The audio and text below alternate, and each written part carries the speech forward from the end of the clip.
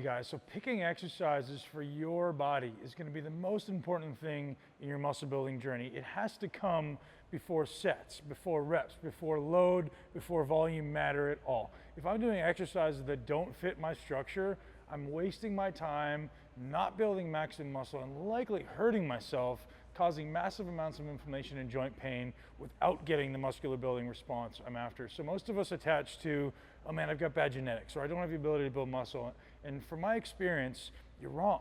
We all have an ability to build muscle. Do we all have a differing ability to build muscle? Of course. Some guys build muscle really easily, some of us struggle. But the first and most important thing that all of us must be doing is picking exercise that fit our body. So just because you watch me do an exercise does not mean you should be doing it. You're built very differently than me. We've all got very different size rib cage. We've all got different width clavicle. We've all got different length arms. We've all got different length legs. We all have different shaped pelvis. So therefore, an exercise that fits me is not necessarily going to fit you. So what I want to do is I want to teach you guys a thought process. Realize all muscles do is move bones. All muscles do is shorten. One end is stabilized and the other end pulls closer to that other end. That's literally it. So if you want to learn how to pick exercises for your body, you got to find both ends of a muscle. Once you've found both ends of that muscle, you just need to observe. You need to objectively go, okay, well, this is one end of the muscle, this is the other end of the muscle. How do I take those 2 points closer together?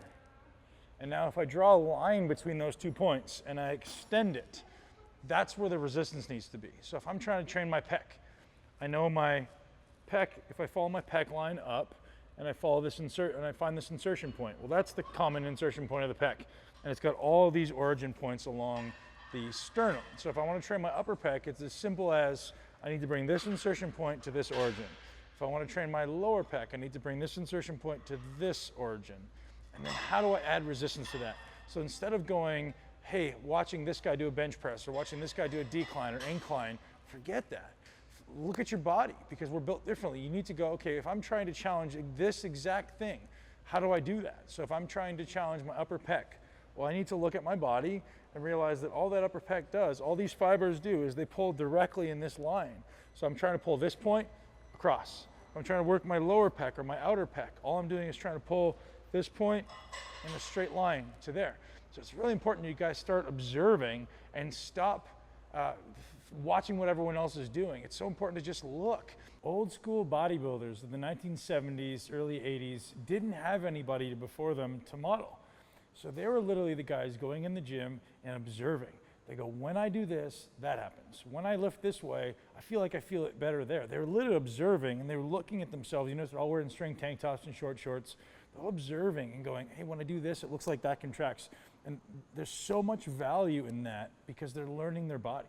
They're like, hey, when I do this exercise, that develops. Or if I need to develop more of this. And they were just literally objectively looking at themselves and observing. And this is what's missing in our current training, is you're watching people on the internet and going, oh, that guy does this exercise and he's got a huge body part, so thereby I should do that exercise. Arnold had huge biceps, he did barbell curls, therefore I should do barbell curls.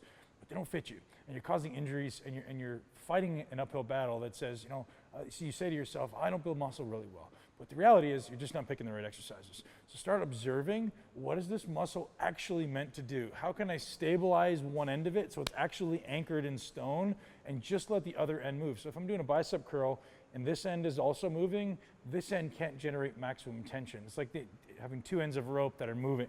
So I need to anchor this one in stone using my lat, maybe it's my mid-trap, to stabilize that scapula down, and then I'm squeezing as hard as I can. Try that right now. You guys are gonna notice a tremendous increase in the ability to contract all of your muscles, stabilize one end, and then pull the other end closer to it.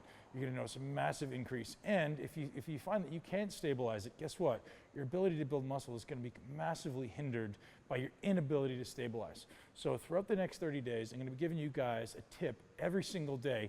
And one of the most important ones you're gonna find is exactly how to learn to stabilize your pelvis, how to learn to stabilize your scapula, how to learn to stabilize your core. Because without those three things stabilized, you literally are trying to fire a cannon from a canoe. There's no stable platform.